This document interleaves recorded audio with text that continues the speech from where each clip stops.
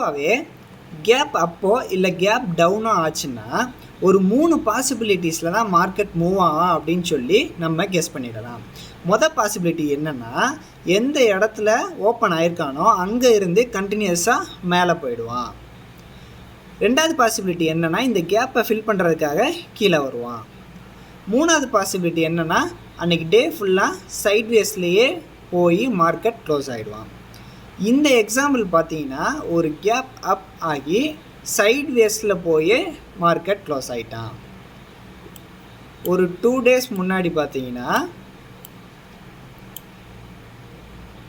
Gap up ஆகி இந்த கேப்பை ஃபில் பண்ணுறதுக்காக மார்க்கெட் கீழே வந்துட்டான்.